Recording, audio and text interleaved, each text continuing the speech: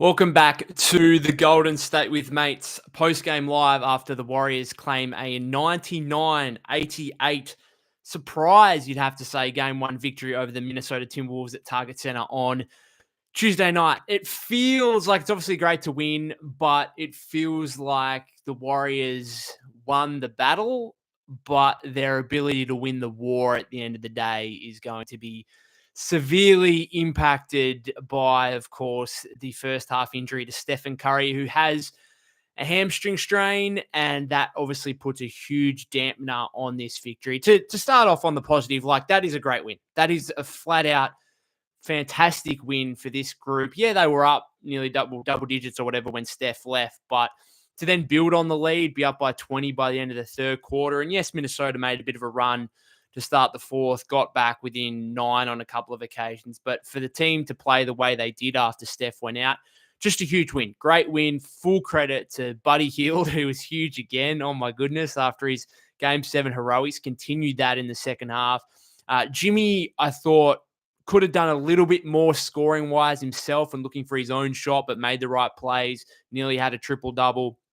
Draymond, I thought, obviously in the first half was huge with 4 threes, and then defensively was just part and the leader of a Golden State defensive group that was just tremendous. Now, you got to wonder whether that's sustainable across the course of a series. I don't think it is. I think there's a lot of things that happened in this game where you just like, well, the Warriors kind of are getting some pretty generous things here, and Minnesota are missing a bunch of shots. And what I mean by that, when I say generous things, I don't mean the refereeing. I don't think the refereeing had any impact in the game whatsoever. But like Pat Spencer entering the ball game and then making a running Kareem skyhook off glass, Jonathan Kuminga making like a moving corner 3 there in the fourth quarter where the Warriors had no offense going.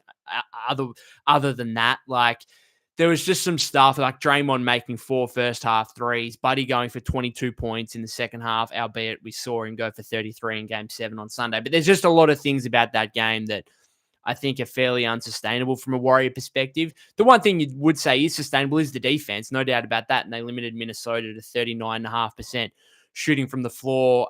They were, 17.2%, 5 of 29 from distance. They didn't make a three-pointer until the second half, but he had as many threes, 5, as Minnesota did as a team. So, look, a great win, don't get me wrong, but obviously without Steph moving forward, it feels like that, again, you've won the battle, but can you win the war now? And I have I'm not a doctor, don't get me wrong, but I don't know how Steph, if it's any kind of even a mild strain, I don't know how he can return in this series, to be honest, because I know like hamstring strains are probably the most common injury that we get in Australia. You know, guys playing Australian rules football, right? Very common injury, but it's really usually in AFL terms, you know, we just play once a weekend, but in AFL terms, like it's 2 to 3 weeks out as a minimum. And even if you say like, okay, well, it's the playoffs, Steph's going to play through and obviously come back a bit quicker than what he otherwise would in the regular season. Like, to me,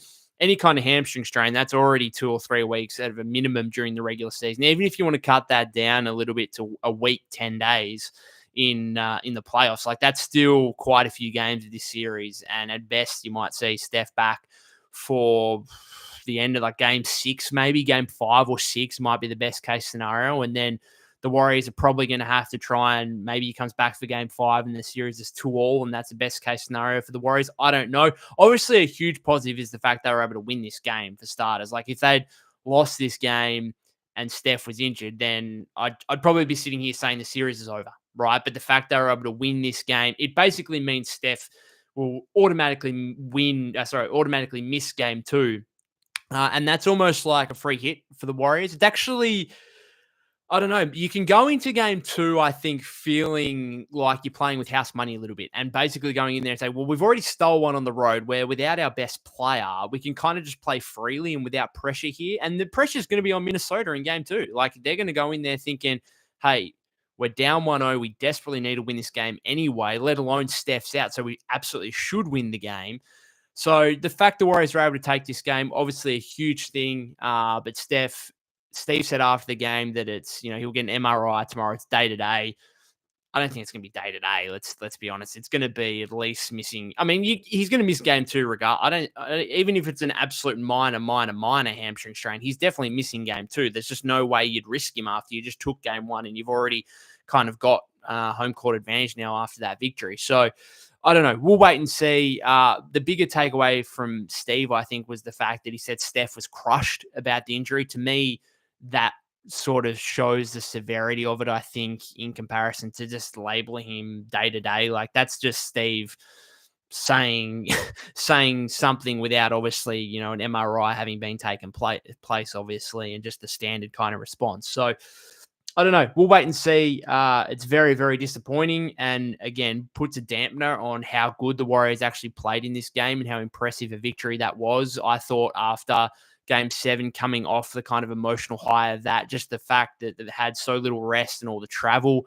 from Game 7, to 48 hours later in this Game 1, I didn't expect them to come out and win. In saying that, they kind of followed the path of what teams have been doing to start off this second round series. This is the first time in NBA history where all four road teams have won game one in the second round, which is truly incredible after obviously the Pacers beat the Cavs and now have won game two against the Cavs as well on that incredible shot from Tyrese Halliburton at the end. And then, of course, the Knicks coming from 20 points down to beat the Celtics yesterday. And also basically the same with the Nuggets coming back to beat the Thunder. We've had a great start to this second round series with some truly remarkable performances and end of game scenarios. So it's been absolutely fun to watch, no doubt. But this Steph injury certainly puts a bit of tarnish on it, unfortunately, from a Warriors standpoint and an NBA standpoint. Because I'm sure the Timberwolves, I'm sure Anthony Edwards, I've already been speaking to a mate of mine who's a Timberwolves fan, and he said that, he wants Ant to be able to take down the best, and he wants, if the Timberwolves are going to win this series, he wants Steph Curry out on the floor. He does not want for the Timberwolves to win with Steph Curry sitting on the sidelines not having an impact, because that just takes away from Anthony Edwards, the status he's trying to build in the league. It takes away from Minnesota and what people outside the organization obviously think of them. At the end of the day, it's all about winning, but you want to see the best players on the floor. There's no doubt about that. And so I think there's even some Timberwolves fans that are disappointed with the fact that Steph's out of this series and not now being able to go up against the very best, albeit they've still got some work to do regardless, finding themselves down 1-0. Alrighty, let's get into some comments from you guys here. Double and March says Warriors win, Steph not necessary. Well, he wasn't not necessary in this game, but I mean, he kind of was. He played well to start. I feel, even the start of that game, I feel pretty optimistic about this series before Steph's injury, just because the Minnesota defense can be very good, but it's not Houston like right up in your grill, grabbing Steph every opportunity they get. Like, Steph got some looks in this game. He had 13 points in 13 minutes before he went off. He was 5 of 9, 3 of 6. So he started the game really well. And Jaden McDaniels is a very good defender. But again, I don't think they're necessarily going all out and trying to do so much illegal stuff to Steph like the Rockets were, to be totally honest. So that kind of makes me feel good about this series. Obviously, the Warriors had a good record against the Timberwolves during the regular season. Of course, that came before the Jimmy Butler trade and really before Minnesota, or both teams, got on a roll, I suppose, over the second half of the season. Logan says Buddy Hield, wow. Looney, amazing as well. Logan says Buddy Hield is proving me and everyone wrong. Wow, lol. What a time to step up. What a time. And I wrote about it, actually. I might have spoken about it after the Game 7. Like, if Buddy Hield had another mediocre performance in Game 7 and the Warriors had lost that and were eliminated, I would have already been started talking about Buddy Hield as a potential trade candidate in the offseason. So that just goes to show you, I think, how quickly things can change. And even if, he struggles a bit here over the remainder of the series and the Warriors don't, advance through to the conference finals, I think he's shown his value, particularly with his three-point shooting on a roster that, lacks it otherwise outside of him and Steph. So regardless of what happens for Buddy Hield in the rest of his career, let alone the next year or two, he'll always have that Game 7 on the road in Houston and coming up with a huge 33-point performance. Now, to back that up, full credit to him. Full credit, because he's a guy that has drawn so much frustration from fans over the course of the season, and I think rightly so. But these are two of the best performances of his season in back-to-back games in the playoffs. And for a guy that actually really lacks playoff experience, it's been huge from him. Then next says road teams 5-0. We just need to steal a game in Minnesota. Asked, does Jimmy look healthy to you? I think he looks good enough. Yeah, I think Jimmy looks good enough. Look, he'd still be dealing with that pelvic contusion every time he goes down. You kind of, you wince a bit and think, geez, hope he gets up okay from that. But I think he looks okay. If it wasn't for the Steph injury, then I'd go, if Steph and Jimmy were fully healthy in this series, or Jimmy was like he is right now, then I think there's no excuses to lose this series. I think you're a genuine chance of winning. I don't think this is necessarily, Jimmy's injury is a huge factor in terms of being a series defining factor. Now, Steph's injury is now, clearly different. I think that's got a real chance to be a series defining injury that we actually look back on. If Minnesota were to go on and win this series, I think, you look back at the Steph injury and say, okay, that's why Minnesota won. As we kind of, as Warrior fans, we kind of do in 2019 when the Raptors beat us, and we look back at the KD and Clay injuries and we think, well, if KD was healthy in that series, I think Golden State just win. I think if, Steph didn't have this injury and the Warriors went on to lose, I think none of us would be looking at that and saying, oh, Jimmy Butler was playing at 50% and that's why the Warriors lost. I think Jimmy looks good enough to me. And he wasn't efficient in this game, but at the end of the day, he had 22 points, 11 rebounds. 20 points, 11 rebounds, 8 assists, 2 steals. Came up with some big buckets when the Warriors needed it. Again, was getting criticized a little bit, and I think probably rightly so, for not looking for his own shot necessarily. But, as we've seen since he arrived with the Warriors, he wants to make the right plays. He wants to get his teammates involved. And between him and Jimmy, the Warriors had, just enough offense in the second half. Knox says, I love it when the Warriors prove me wrong. Tired basketball fan says, it's hard to tell with him if he's being passive for a reason or just because he feels like it. It's a good point. Knox says, Buddy finally woke up since last game. Hopefully he can keep it up. Tired basketball fan says, if Buddy plays good defense, the Warriors have found themselves another guy that can kind of play without being a complete liability on one end. It's incredible to me how, if Buddy Hield's got it rolling offensively and he makes a couple of shots, he's just automatically a far better defender. Like, it's just like he feels more invigorated, more engaged. Therefore, he's just going to try a lot harder on defense. I remember talking about it. I legit remember talking about it in the first 10 games of the season when he was on fire offensively. And it's like, well, he's on fire offensively, but he's also making impact defensively, and he's also making impact rebounding. Like, he had 8 rebounds in this game, I think, didn't he? Yeah, 4 offensive, 4 defensive rebounds. He was a game high plus 22 to go with his game high 24 points. And it just feels to me like when he's got it rolling offensively, he actually can provide an impact in other areas. It's when he's struggling offensively that he just becomes a complete liability, because then you're getting nothing out of him defensively either. It's funny how it rolls. Like, confidence is a wonderful thing in sport, in life in general. Like, you start feeling good about yourself in one thing, then all of a sudden you start feeling better about yourself and you start putting effort into other things as well. And I think that's showing up in Buddy's two-way impact so far over the last 2 games at least.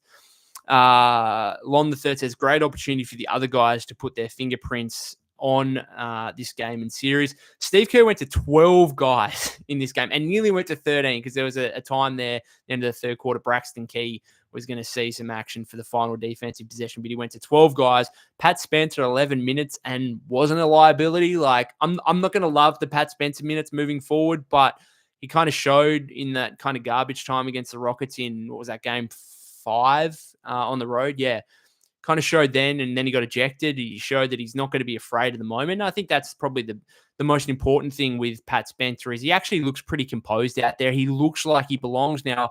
Are the minutes going to be great necessarily? No, I think he's still somewhat limited as an NBA player. But again, he looks composed and he looks like he belongs out there. And that's more than I can say for a guy like Moses Moody. Can we talk about him as like maybe the biggest negative of this game? His first half minutes were just an absolute disaster. And in the end, he saw brief minutes in the second half, but he played 8.5 minutes total for the game with 0 of 4, 0 of 1 from 3, minus 14 for Moses Moody. It looks like to me he's just lost all confidence. He has lost all confidence in his shot. all confidence in his decision making. There was one where he's just dribbling the ball against Ant and then just like let the shot clock run out without even getting a shot up. And it's like, man, what are you doing? What are you actually doing? He's almost becoming unplayable.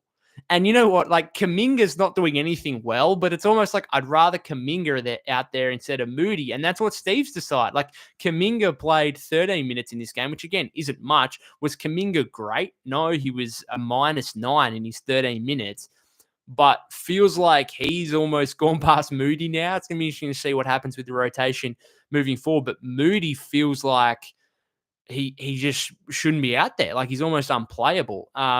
Looney, going back to someone mentioned Loon before. I want to give full credit to Loon, man.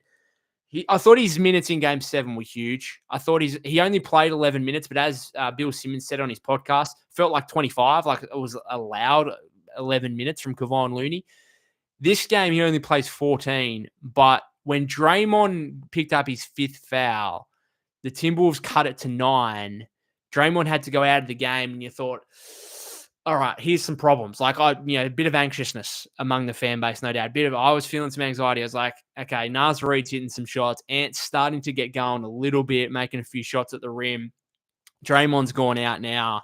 We're in some trouble. And Loon just came in and just provided what he does, like that steady veteran presence, really solid, like nothing spectacular. It's Kevon Looney, nothing spectacular, but just really rock solid play on both ends of the floor. A couple of massive offensive rebounds. He had 6 boards in this game, 2 offensive, and I think both of those were in the fourth quarter. Gobert tried him at the rim one time, and Looney was just there like, what are you doing, bro? Like I don't think he even hit rim on his attempt. So just massive minutes in the fourth quarter from Kevon Looney after big minutes in Game 7 as well. So credit to him. Thai Basketball Fan says absolutely fantastic win if Steph can come back. If not, it's tricky. It's very tricky if he doesn't come back, which again, I don't know. I think best case scenario might be Game 5 here. And again, that's just me going off what I just think of a general hamstring right now. Not to talk about my own, I've never strained a hamstring. I don't think I may have. Remember the last game of Australian rules football I played in under 18s, playing for my local club, and I did something to my hamstring during the week, and it didn't feel good. But it was the last game of the season. It was my last game of under 18s, and I was like to the coach, "There's no way I'm missing." Like again, if it was during, if it was 5 weeks earlier, I would have missed the game, no doubt. But I said to my coach, "Look, it's the last game. I want to play." Last game I played with these group of boys. I want to play. So I played, started the game, felt okay in the warm-up, and then within 30 seconds, I was like, oh, man, I am struggling big time. And again, I don't know if it was a real strain because I played the game, so it was maybe just some tightness or something like that. But I remember my old man coming up to me after the game. He said, "Are you okay?" And I said, nah, my hamstring's not great. And he said, yeah, I could tell you were probably running and jumping at maybe 50%, if that. So, and that was not even a strain. So to me, it's just like, it's a couple of games off here at least. And even when he does come back, I'd be surprised if Steph's, upwards of 60, 70%. But obviously, if he can get out there, that's probably a major boost just with the spacing and gravity that he generates anyway. Zertmark says, honestly, if Steph didn't get injured, this would have been a blowout win. The Wolves had 0 answers for Steph. Jay Prum says, Dubs needed this one. Absolutely. Zertmark says, at least needs to sit 2 games. Game 4 earliest return, in my opinion. We'll wait and see. I'm sure we'll hear more in the next 24 hours. Daniel says, is it pessimistic to say this season is already a success? I would rather have a chance at more prime Curry seasons than rush him back and have his hamstring be permanently cooked.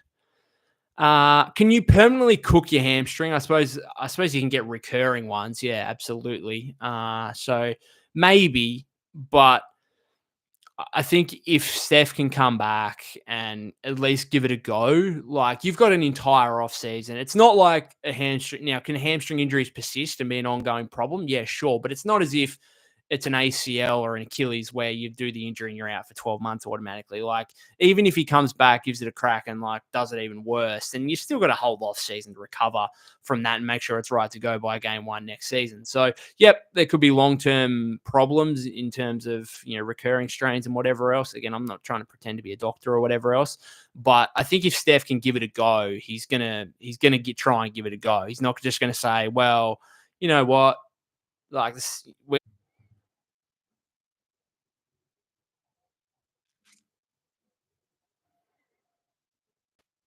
All right, I'm back. I apologize for that. I don't know if I went frozen or not. It just said that my internet was being unstable. Anyway, one thing I will say about the obviously talking about the Rockets fans claiming their defense is the reason for the Steph injury and whatnot.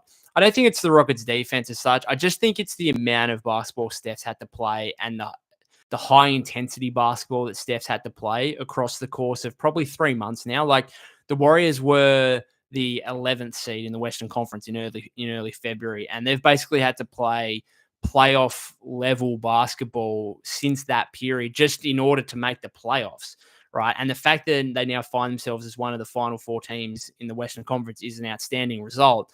But they've had to put a lot of work in to even just reach this position. You think about how hard they had to play to close the regular season. You think about how the fact they had to go play the playing game against the Grizzlies. They go to 7 games against the Rockets. Steph plays 45 and a half minutes in that game 2 days ago. It's just a build up, and that's what I think this is. Like this hamstring strain is just a build up of all the miles, all the minutes that the Warriors have had to put on Steph Curry throughout the last few months, and they haven't been afforded the opportunity to be able to rest guys, and rest Steph for big minutes, either in game or giving him, a few games off here and there to be able to preserve himself. So, unfortunately, I think it's just an accumulation of that. And it's kind of what you face sometimes when you put yourself in a predicament where you've got to play so hard for so long in order to be able to get to this position. And again, credit to the Warriors for getting to this position. They're now 1-0 up in a second round series. I don't think many of us would have thought that was possible 3 months ago. But obviously, they've got some serious problems now with Steph's hamstring injury. Just Blow says, I said after game 4, we wanted the Wolves. I think this game might have just showed. Sorry, that was Just Blow. Daniel says, I think this game might have just showed how bad the Lakers were. Big frauds made the Wolves look a lot better. Hmm.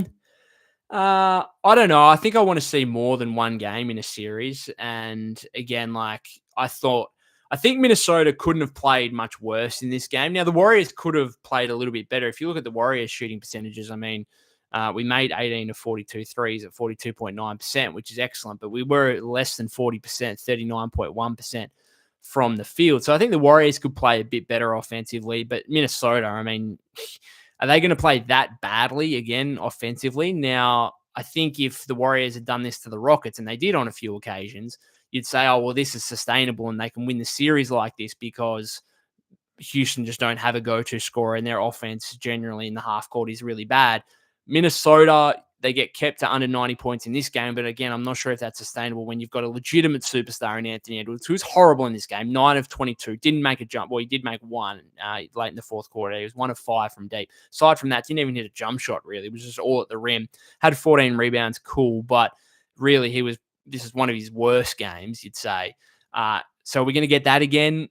I don't think so necessarily. Randall was an absolute non-factor. Maybe that is sustainable for the Warriors moving forward because Randall does have a bit of a history of kind of going missing or being a negative for his team for stretches.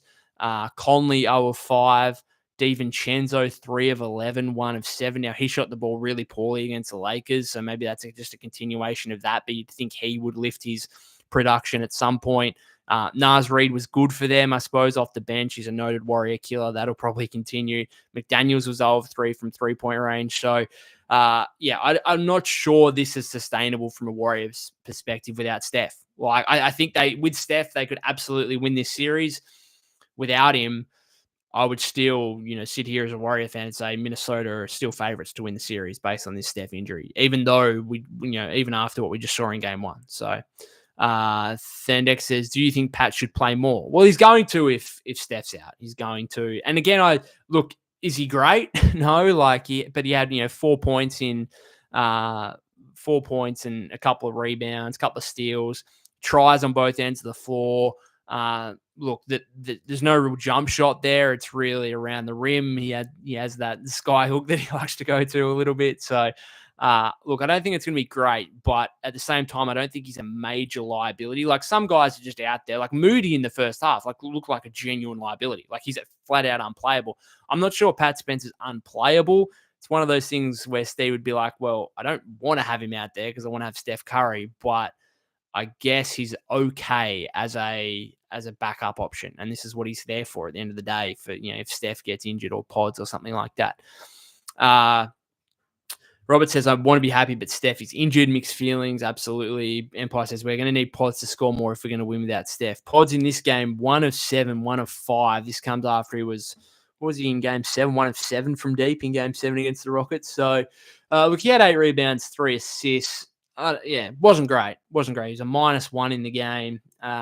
Hopefully it's a case of, well, we're not going to expect these Buddy Hield performances necessarily moving forward, but Pods is probably someone who can pick up the slack a little bit as maybe Buddy cools off a little bit. Robert says, Buddy hypnotized himself as prime Clay.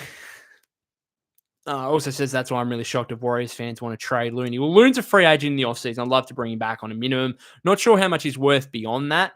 Like, we're talking about him he's been really, really good over the last 2 games. But in saying that, he's still only played 25 minutes. So it's not like this guy's playing 25, 30 minutes and doing kind of what he did against the Kings in the playoffs a couple of years back. FTW Clan says, I think best case is Curry comes back game 5 and it's 2-2. I tend to agree with that. Ty Basketball Fan says Looney was an expiring contract that could have been turned into a higher level player maybe, but I don't think anyone who's a Warrior fan doesn't like him. He's a 3-time champion. Like, everyone loves Loon. It's just, could you find better, right? And I even said during, that Rocket series, like, if you could turn Loon into Steven Adams, I think that'd be a fairly big win. In saying that, like, I've got nothing against trying to bring Loon back on a minimum contract in free agency. Like, do I think he's worth more than that? Probably at this stage of his career, and in terms of, the luxury tax aprons and stuff like that now in the league, like, I don't think he's worth more than that. And I'd be surprised if another team offers him more than that. And therefore, if the Warriors are willing to match at least whatever, another team is. And I just don't think another team's going to offer more than the minimum. I could see him definitely coming back to Golden State on a minimum deal. FTW Clan says there's 3 days between games 5 and 6, though. So if we can survive until then, Curry could get good recovery time. Yeah, but, like, do you want to bring him back for an elimination game? What if the Warriors are down 2-3 at that point? If you're up 3-2, absolutely, that'd be great. But I suppose, like, anything's possible. Anything. And I think if you could try and get to 2-2, that'd be great. And who knows what happens in game 2? Again, as I said before, like, I think the pressure is going to be substantially on Minnesota in game 2 because they've already lost one at home and because Steph's presumably going to be out and therefore they should be absolutely expected to win. So we'll wait and see. But I think 2-2 would probably be a good scenario if Steph's going to be out until about that point, game 5 or so. Ty Basketball Fan says, can't help thinking about Tyrese Halliburton not being the same for like a year after returning from hamstring injury. It was clearly a more serious one, but still scary. Very good point. Credit to Hallie, though, and what he's doing so far in these playoffs, man. Huge play at the end of that Cavs game 2 today.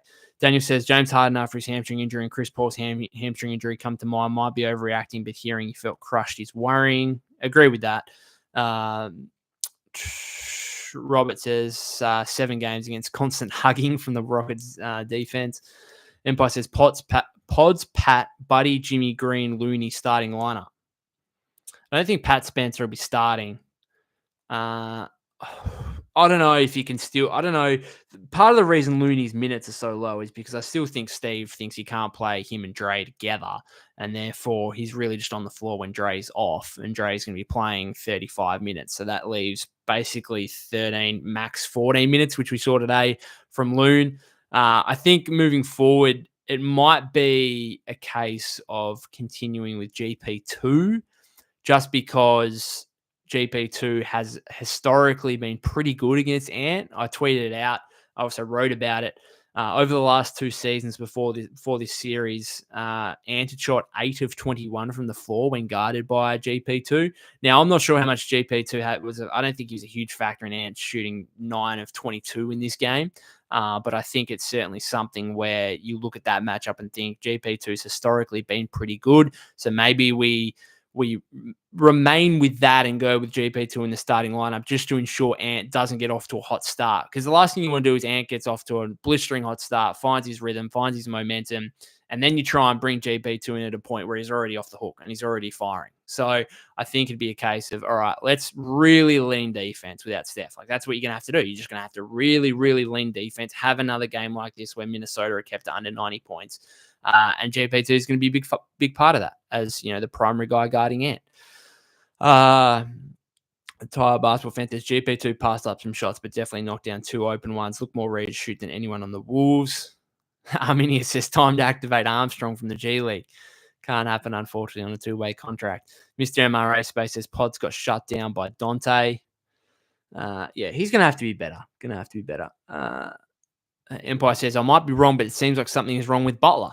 Well, I think he's clearly not 100%. He had that hard fall in game 2 and the glute contusion. Like, he's clearly not 100%, but I think he's good enough. And I think part of it today, in terms of, him not necessarily looking for his own shot, was just him being a little bit passive and giving up what the defense was giving him. And part of this is like when he drives, Rudy's not guarding Draymond and he's not guarding, or guarding Loon, whoever's out there. So Rudy's just there in the paint. You saw a couple of times in that fourth quarter where Jimmy drives and then Rudy's right there. And his only option is to kick it back out to Loon at the top of the perimeter. And and you just got to have to go into another set from there, right? So I think some of this stuff is Jimmy gets to the paint, sees Gobert, and that's a deterrence. And that's who Rudy Gobert is, right? And so I think that's why, some of you guys are saying, well, Jimmy doesn't look 100%. I think he's good enough. And I think part of the playmaking stuff today was more so just giving what the defense gave him, which was, him drawing a couple of guys, kicking out to open shooters. And, again, not efficient, 7 of 20 from the floor, but still a productive game and a positive game from him nonetheless.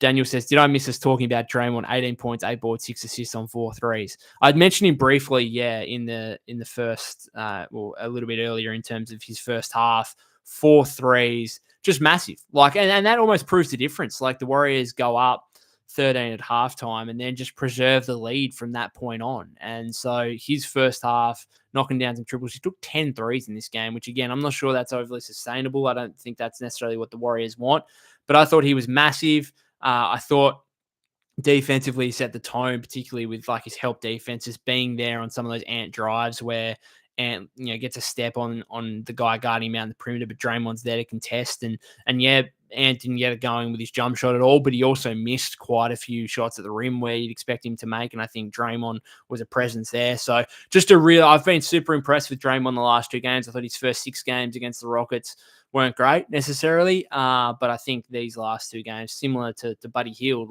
he's really come alive. And I think the most important thing is he's playing with composure, right? How many times did you see him? Did he get a flagrant in this game? No. Did he get a T in this game? No. And I think that's going to be super important moving forward, because if he kind of straddles the line a little bit and picks up a T or a flagrant, then he's really under a bit of pressure in terms of potentially missing a game due to that and getting suspended for a game in these playoffs. And without Steph, the Warriors just can't afford to not have Steph and Draymond on the floor. So it's going to be super, super pivotal moving forward, his ability to stay composed and still playing with huge, high intensity, no doubt, because that's when he plays his best, but not going over the line. I think he's done really well with that in the last 2 games. FTW Clan says, sorry, Mr. Fear, Mr. MRA Space, Van Gundy is a blithering, horrible announcer like his brother. Tire basketball fans says it was funny when the Warriors missed 3 good shots in a row, and he was going on about what great defense the Wolves played. That was in the fourth quarter, wasn't it? And it was kind of oh, well, they're open shots, but they're going to the guys that Minnesota want to take the open shots. And I think he's probably right on that. But anyway, I don't really take too much notice of the announcers, to be honest. FTW Clan says Jimmy did get both assists to GP2 on Buddy late threes that closed the game. That little stretch there when Looney came on the floor, got a couple of stops, and then Jimmy found Buddy for the 3 that put the lead from 9 to 12, and you thought, okay, big bucket. And then Jimmy came down and made a little floating mid-range shot the next possession, pushed it out to 14, forced Finch into a timeout, and you're like, that made me feel comfortable. I was like, okay, It was single digits. You just get a couple of quick buckets there, push it back to 14. Yeah, there's still 5 minutes to go in the game, but I felt fairly comfortable from that point. If Ty Basketball fans says, I get Jimmy playmaking, but he passed on some that he has to take. No one there, and he's not looking at the rim. Borderline Draymond behavior. Well, it's a positive, I suppose. If people are complaining a little bit about Jimmy's play, and the Warriors are still able to pull out a double-digit win on the road without Steph, Jimmy's going to have to be better, right? He's going to there's going to be no Steph. He's going to have to take over, and that's, I suppose, the one great thing about trading for Jimmy Butler, right, is that, okay, Steph's out. Warriors might be cooked, but maybe also they've still got a chance simply because they've got Jimmy Butler. They've got that second offensive superstar who you can throw the ball in their hands to make plays and get buckets. So fingers crossed he can make that happen over the next few games. Arminius says, still waiting for playoff Jimmy game 2. Maybe Buddy and Jimmy going ballistic in game 2 would be epic. I think we've seen it. I think we've seen playoff Jimmy. We saw it, I suppose, in that from basically the regular season finale against the Clippers, where he was huge in that game, even though the Warriors lost.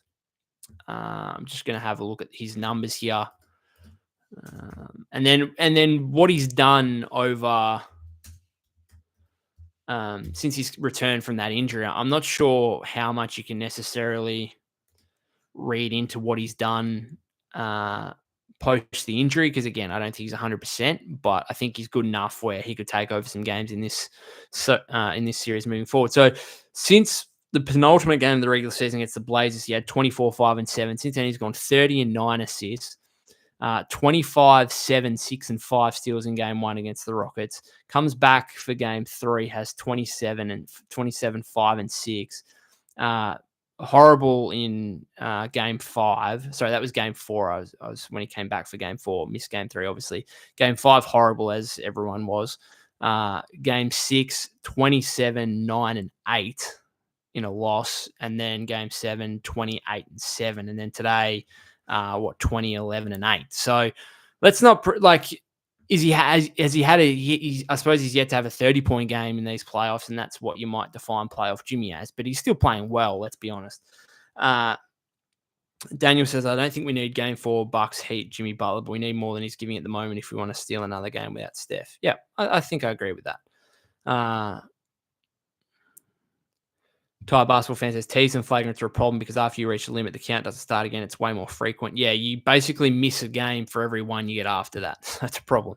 Robert says, if Warriors go 3-0, Timberwolves might fire their coach right away. Ty Basketball fan says, was there anyone in the lineup that didn't want to take a shot other than Buddy? Was there anyone in the lineup they didn't want to take a shot other than Buddy? As in the Timberwolves? Anyway. Yeah, the Warrior offense is going to be interesting, obviously, without Steph. I think Steve went to Kuminga a little bit, thinking, okay, we need some offense. He had 7 points, had that actually kind of big 3 in the fourth, where he spot up in the corner. I really love the play where Draymond drove, kind of 2 guys went at him, and Kuminga cut to the rim, and Kuminga got a dunk out of it. That was a great play. It's something JK needs to do more of. Were his minutes great? No. Defensively, a couple of mistakes. Again, only the 1 rebound, which you'd like to see more of in 13 minutes, particularly when Minnesota are missing so much.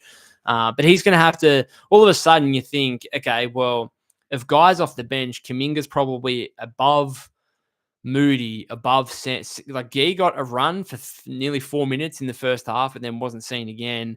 And he's probably ahead of Post, and he's probably ahead. I mean, Spencer's going to play a bit, but you'd think Kuminga would still play more than Spencer. So all of a sudden, JK could suddenly be the 7th guy in the rotation again, even though he hasn't really done anything to warrant it. I think it's just probably out of need more than anything, because I think, he averaged the 3rd most points on the team in the regular season. He did that for a reason. And if all of a sudden you're without your leading scorer, then all of a sudden I think you need to find some sort of offense. And Kuminga, for all the things we're frustrated about, for the inefficiencies, for the turnovers, the defensive mistakes, the lack of rebounding and whatnot, he can put the ball in the bucket better than basically anyone else on this team, aside from obviously Steph and Jimmy, right? And maybe Buddy, I suppose, over these last couple of games. But I think you're going to need Kuminga a little bit.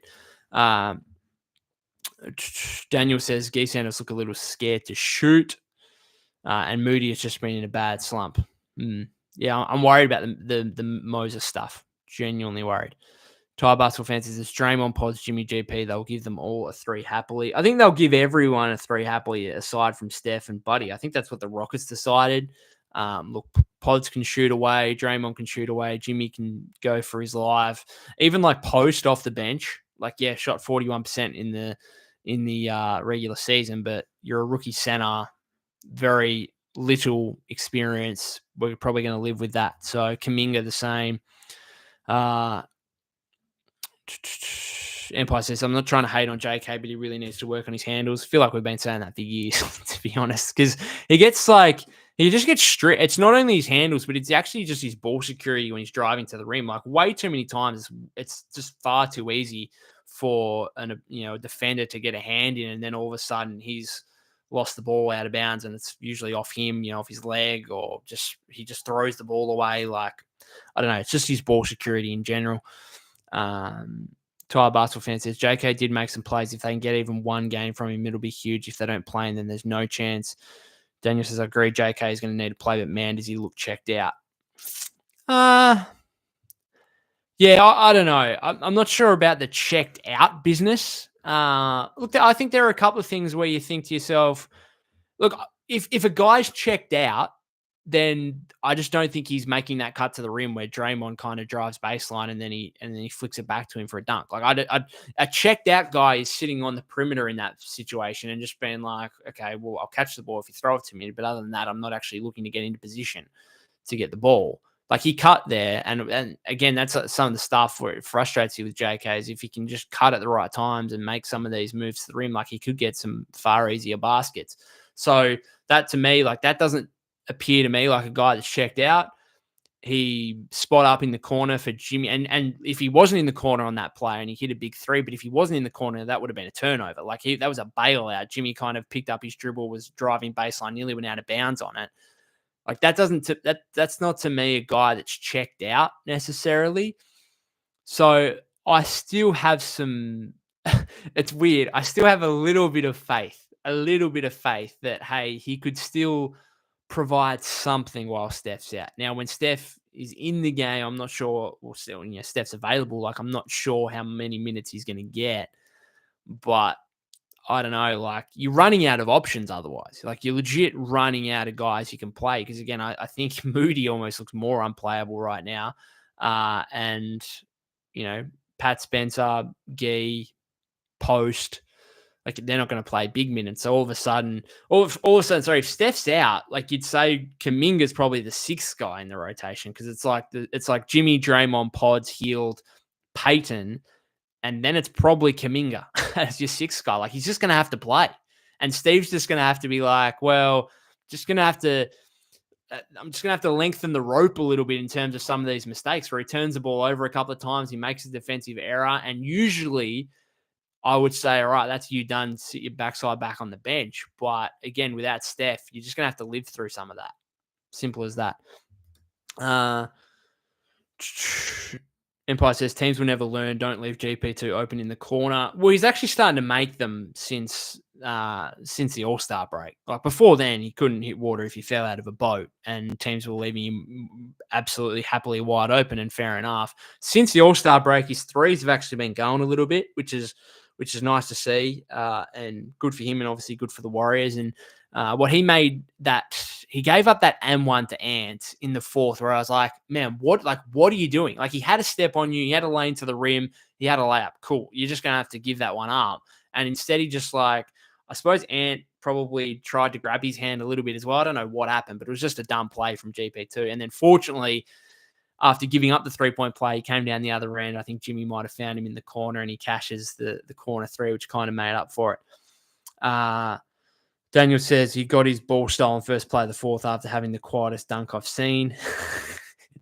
Also says if Steph is out, Kuminga has to play. True. Mr. MRA Space says, why no TJD? Well, you're just going to Loon over him now, aren't you? And again, I think Loon's been good here over the last 2 games. So simple as that. TJD just hasn't played enough over the last few months to be going to him for really any minutes. Tired basketball fans said GP also looks like he thinks he can make it, which wasn't the case in the first half of the season. Yep. Yep. I mean, some of these guys who are questionable 3-point shooters, confidence is such a big factor. So if he makes one or two, it's confidence is big for anyone. You look at what Buddy's doing over the last couple of games. So yeah, if he can knock down an open corner three or whatever, and at least make the defense look at him on some of these 3-point attempts, then that's huge for the Warriors. I'm going to finish it up there, guys. Been going for over 46 minutes. Huge win for Golden State in game one against the Timberwolves. But unfortunately, the Steph Curry injury might be the biggest talking point out of it. We'll wait and see. I'm sure we'll get news in the next 24 hours or so. But for me personally, I'd be surprised if we see Steph over probably the next 3 games, to be honest. Maybe game 5 at best, but even then, I'm not sure he's going to be 100%. Hopefully, the Warriors can steal a game in Steph's absence, maybe steal 2 games in Steph's absence. We'll wait and see. But certainly a positive start from a game perspective in terms of the Warriors pulling out this victory and being so suffocating on the defensive side of the floor and keeping the Timberwolves to just 88 points. Thank you very much for your ongoing support. If you haven't subscribed to the YouTube channel already, that'd be greatly appreciated. You can follow me at POC252. That's POK252 on X/Twitter. If you haven't subscribed to the YouTube channel already, that would be greatly appreciated. Thanks again to those of you that have commented and otherwise, if you're watching this on replay or listening via your podcast feed, appreciate it as well. I'll see you guys after game 2. Fingers crossed the Warriors might be able to pull out an upset victory without Steph. We'll wait and see. That'll be on, Thursday, Friday, my time, Australian. So I hope to see you then. Thanks, guys.